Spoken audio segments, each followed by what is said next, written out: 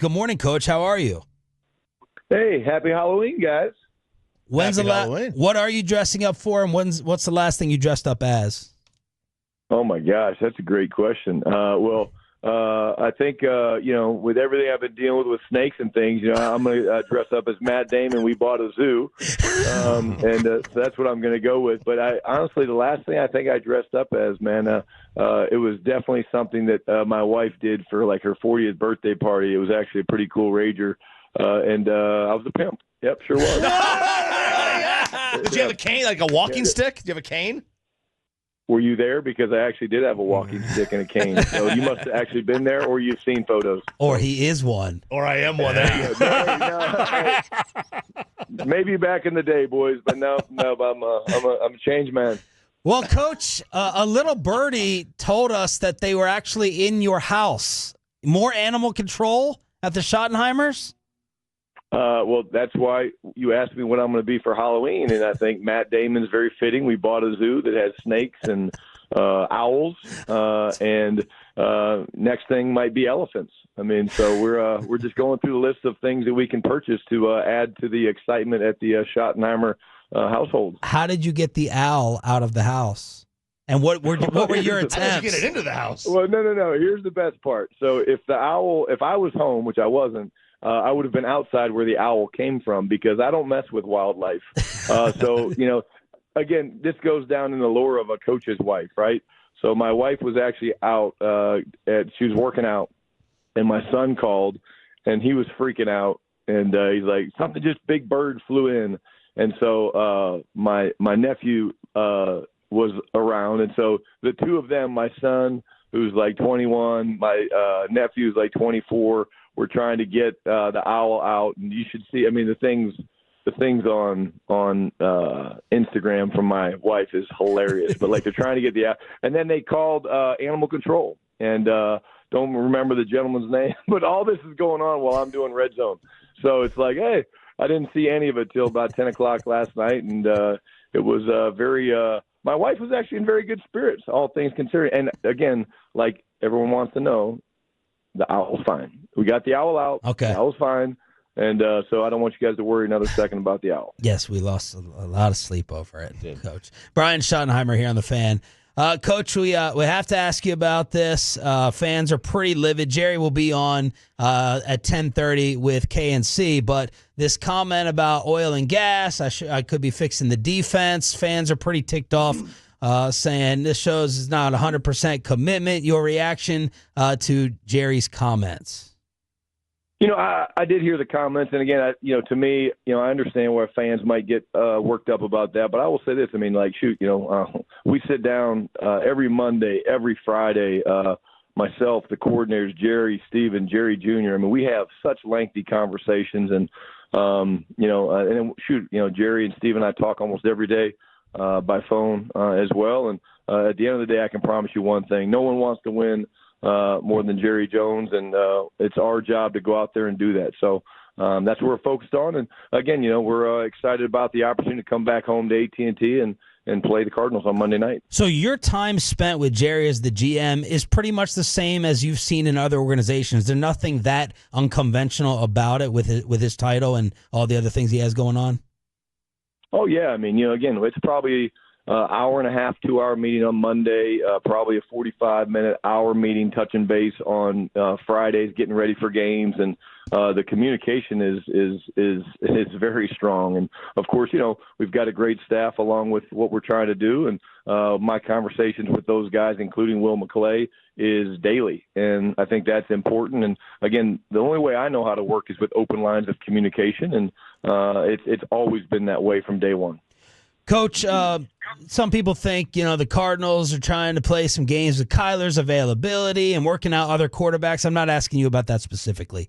What I'd like to ask you about is take us behind the extra prep time. We know you're not going to answer specific, injury questions. Is this guy play? Of course not. What does that do in terms of, more added prep time or another headache when there's a little bit of a question, a lot of a question in terms of the CIA world of the NFL and talking about injuries? How does that affect your prep time? Well, first of all, again, Bobby, you can call me later. I'll give you all the good. I'll give you all the information. What the hell? Yeah. Just you got the numbers. Yeah, so we'll give me a catch shout. up. But Yeah, for sure. Yeah, absolutely. But no, I think here's the big deal is like you never know, and so like we've had a good first couple days. So we kept Wednesday the same and yesterday the same, which is Wednesday was first, second down.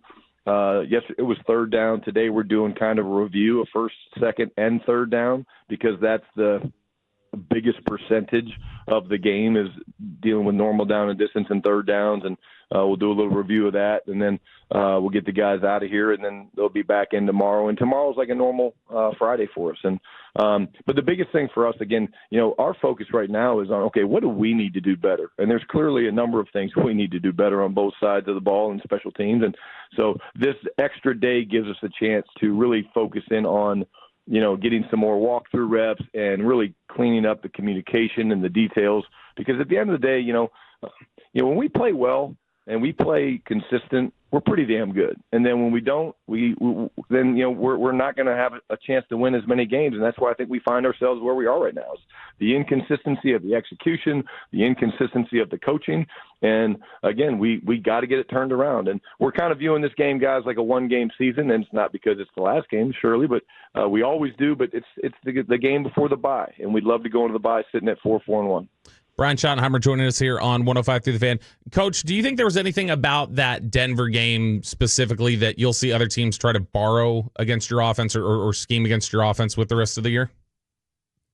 I don't know. I think we certainly left some plays out there that we didn't make, didn't capitalize. I think that again, there's certainly some plays I'd like to have, back that I called. But again, I think this is a copycat league. Everybody looks at people, and when you slow down an offense that's as explosive as ours, I think that there'll be people that study the film. But what's really interesting, guys, is like if you're a 4-down defense, really mostly you study our opponents that play us 4 down. If you're a 3-4 defense, you study people that play 3-4, and that's why, because each scheme offensively, you have things that you want to feature against 3-4 family, trees, the Vic Fangios, the Philadelphias, things like that, and then the 4-down tree. So I do think teams will look at it, but it's going to be more so the teams that play 4 down. Coach, Jerry had mentioned earlier in the week and has been said before that he expects that you're going to increase your time during the week with the defensive staff, moving forward. If you're increasing your time with the defensive staff during the week, why shouldn't that be viewed as a lack of confidence in the job that Matt Eberflus has done? Well, I think number one it's that we all realize we have not played well enough or consistently enough on either side of the ball. The defense obviously has struggled at times this year. We know that. We own that. And my job as the head coach is to do things to go in and solve problems. And again, it's got nothing to do with the confidence in what we're trying to do or what our players can do. It's going in there and saying, okay, let's get another voice and someone that's been around football a long time. I've got the expertise on the offensive side of the ball. I can communicate things that cause problems for us. And it's not about pointing blame. It's not about any of that. It's about getting the damn thing fixed. And that's what our focus is right now, is getting it fixed. I sense the frustration with our players. I sense the frustration with our defensive staff. So therefore I understand the frustration with the fans, but we're the ones that can solve it. The fans can't, and it starts with me and me going in and sitting in meetings and asking some very, strong and direct questions is a good way for us to make sure we're all on the same page. Brian Schottenheimer joining us here on the Fan. So, Coach, where do you think, because the defense has taken its lumps, let's look at it, I guess, a little bit silver lining instead. Where do you think the defense has improved from week 1 to now? What do you like that your defense is doing right now? Well, I do think that, again, it's a hard question to answer because it comes and goes. But, we're at our best, guys, when we're affecting the quarterback, right? We affected Jaden Daniels. We affected Justin Fields, right? When we're not getting pressure on the quarterback, then guess what? We're not very good, because winning and owning the line of scrimmage is the second part of our football mantra. And the weeks that we've played very poorly, really on both sides of the ball, have been weeks that we've struggled up front. And that's, again, Carolina, they kicked our ass at the line of scrimmage.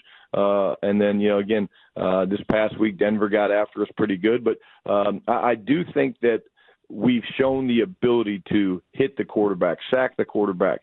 And that's where, again, we need to continue to do that. It's going to be no different this week with Arizona and Kyler, a guy that knows how to move around and run. But it all starts up front in football and certainly in pro football. And that's where, again, we need to make the biggest strides from a consistency standpoint. Coach, Bill Parcells, when he was here, famously said, "I don't coach penalties." Y'all are top 5 in pre-snap and I think number 2 in overall. Philosophically, do you believe that penalties, you don't coach penalties, that it's not on the coaches, that it's more on the players, or is that more, instance by instance?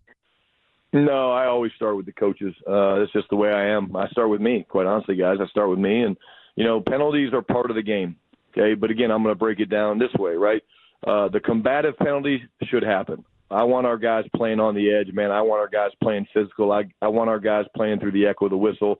I want guys finishing, through piles and taking guys to the ground with violence. I do want that. What I don't want is us lining up off sides on third down when we're off the field, and then because of something so simple as lining up off sides, we have to go back out on the field and they get a conversion on third down and they go down and score a touchdown. Or conversely, we're down on the 1 yard line and we jump. Now, is that just the players? No. It's not just the players, it's the coaches making sure we're staying on the details during practice. And is it as simple as a coach yelling, "Hey, back up"? Yeah, sometimes it is. So it's always going to start with me. Then it goes to the coaches, but certainly the players have to take their responsibility as well. And because it does hurt your ability to win, guys. Brian Schottenheimer joined us here, 105.3 The Fan. I wanted to ask you about Tyler Guyton. During the games, I know you're not on social media during the games, but there's a lot of discourse about him and his development. Where are you with his development? Are you a little disappointed in how he hasn't come along as fast as he should have? There's high standards and high expectations for Tyler, and I get that. Here's a first-round draft pick. What I would remind everybody of is this is an incredibly talented young man. It does take a while for this to come together. I'll share with you quickly before I get back to it. We drafted DeBrickshaw Ferguson my first or second year, I guess, in New York. And after 1 year, literally we thought Brick was going to be a total bust. Like literally we're like, there's a guy by the name of Jason Trusnick, undrafted defensive end that every day in practice would run around DeBrickshaw Ferguson. And we were literally like, oh, my God, what have we done? Oh, this is terrible. Oh, my God. And then literally now DeBrickshaw sits in the Ring of Honor at the New York Jets. It takes time. And you're talking about a guy that was on defense for a while. Then he played right tackle. He's moved to left tackle. He hasn't had really a entire full training camp yet because of the knee this year, the illness 2 years ago. Just he's talented. Mm-hmm. He wants to be great. He's being worked on. And, again, he's going to get there. And it's our job to help him get there. But, again, you got to be patient, especially when you're talking about a left tackle in the National Football League. You're going up against war daddies every freaking week. There's a gambling scandal that's really hit sports, baseball, NBA. Have y'all had discussions with the players about the importance of not getting involved in that and staying away, or is that something that you just don't talk about with them? No, I mean, again, the NFL, the NFLPA, they do a great job. They send out a bunch of emails and memos and things like that. But no, I mean, again, I know the culture of the guys that we have and the type of character we have in the guys. But again, I understand why it's such a hot topic in sports circles today. All right, last one, non-Cowboys question here. This is the $1,000 question, really. Are you aware of the Brian Schottenheimer bounty? Well, first of all, do I get the $1,000 if I answer correctly, or does somebody else get No, we get it. We would get it. We would get it. Oh. We would get it. Okay, well, no, but I'm scared, so please tell me what it is. I'm a little bit scared. Okay, so this was on a Barstool podcast, and a guy I believe is a former teammate of yours on that non-undefeated national title you won at Florida. Say it again. I didn't hear. What was our record? I can't remember. I think you had a one loss. You had one loss. You avenged it. You avenged it, though, later that year. Yes, we did. Yes, we did. Yes, we did. But Andy Staples, do you know where I'm going with this, by the way?